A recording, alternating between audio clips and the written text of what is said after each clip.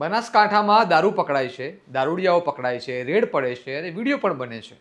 પરંતુ એક મોટો સવાલ સતત હવામાં લટકતો રહે છે કે આ બધો દારૂ આવે છે ક્યાંથી અને કોના રહેમ નજર હેઠળ આ આખું નેટવર્ક ધમધમી રહ્યું છે.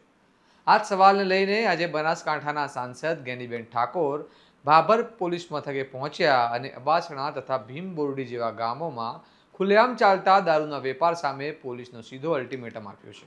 માત્ર આવેદન પૂરતું નહીં, પરંતુ જનતા રેડ કરવાની ચીમકી સાથે.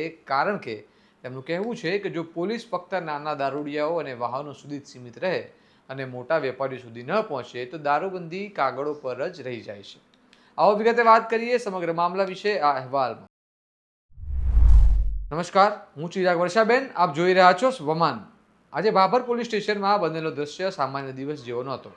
સ્થાનિક આગેવાનો અને ગામના લોકો સાથે પહોંચેલા સાંસદ ગેનીબેન ઠાકોરે પોલીસ સમક્ષ સવાલો ઊભા કર્યા કે જો અબ્બાસણા, ભીમબોરડી અને આસપાસના વિસ્તારોમાં રોજબરોજ દારૂ વેચાતો જોવા મળે છે તો પોલીસની રેડ પછી પણ આ સપ્લાય લાઇન તૂટતી કેમ નથી. પરંતુ તેમનું કહેવું હતું કે દારૂ પકડવો અને દારૂડિયાઓને પકડવા સહેલા છે, પરંતુ પોલીસ મૂળ સમસ્યા સુધી પહોંચતી જ નથી, ત્યાંથી દારૂ ગામડા સુધી પહોંચે છે.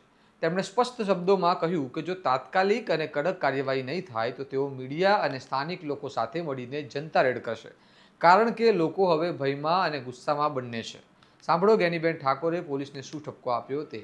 ભાભર પોલીસ સ્ટેશનની મુલાકાત લઈને અબાસના, ભીમબોરડી અને બીજા અન્ય ગામોની અંદર જ્યાં પણ દેશી દારૂના અડ્ડા હોય, ઇંગ્લિશ દારૂ હોય કે અન્ય નશીલા પદાર્થોનું જે વેચાણ થાય એના ઉપર કાયદાકીય રીતે પગલાં લઈ અને લોકો જ્યારે પોતે પોલીસ સ્ટેશનમાં આવીને આવેદનપત્ર આપીને પોલીસની મદદ માગતા હોય ત્યારે આજે આવેદનપત્ર આપ્યું છે. પોલીસે પણ આ કામગીરી ગંભીરતાથી કરવા માટેની ખાતરી આપી છે.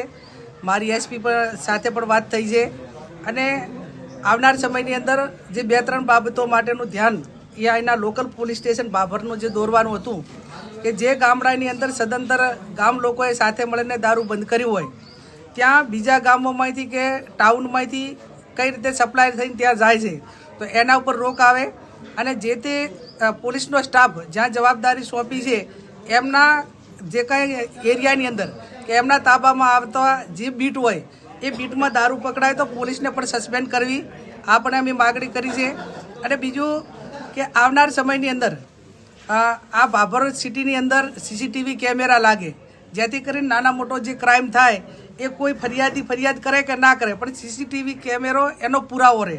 એટલે આ 2-3 બાબત અહીંના ડીવાયએસપી પણ હાજર છે, મેડમ પીઆઈ પણ હાજર છે અને આ કામ કરવાની અમને સંપૂર્ણ રીતે ખાતરી આપી છે. અને અમે પણ પોલીસ સારી રીતે કામ કરશે અને આ રીતનું યુવાધન એ આ દારૂની બરબાદી, નશીલા પદાર્થોમાંથી બહાર નીકળે અને એક આપણી તંદુરસ્ત પેઢીનું નિર્માણ થાય એ ચિંતા બધા સમાજોની છે. અને એ સમાજો સાથે તાલ મિલાવી અને પોલીસ કામ કરે અને પોલીસ પોતે કામ નહીં કરે તો એના એવિડન્સ સાથે કદાચ ઉપરના રજૂઆત કરવી પડે કે એના પુરાવા મૂકીને ઉપરના અધિકારીઓને જાણ કરવી પડે તો પણ કરવામાં ક્યાંય ખચકાશું નહીં. પોલીસ તરફથી ડીવાયએસપીનું કહેવું છે કે ભાભર વિસ્તારમાં નિયમિત રીતે રેડ કરવામાં આવે છે અને દારૂ પીતા તથા વાહન ચલાવતા લોકોને પકડવામાં આવે છે. પરંતુ આ જવાબથી જ નવો સવાલ ઊભો થાય છે કે જો વારંવાર રેડ કરવાની જરૂર પડે છે તો શું આ એનો પુરાવો નથી કે મોટા બુટલેગરો સુધી હાથ પહોંચતો જ નથી? કારણ કે જો સપ્લાય બંધ થઈ જાય તો રેડ કરવાની જરૂર જ ન પડે. સ્થાનિકોનો આરોપ છે કે દારૂબંધી હોવા છતાં જિલ્લામાં દારૂ સહેલાઈથી મળે છે અને અગાઉ દિયોદરમાં થયેલા પોલીસ પરના હુમલાની ઘટના પછી પણ વેપાર યથાવત રહ્યો છે. જેના કારણે પોલીસની ભૂમિકા પર પણ લોકો શંકા વ્યક્ત કરી રહ્યા છે.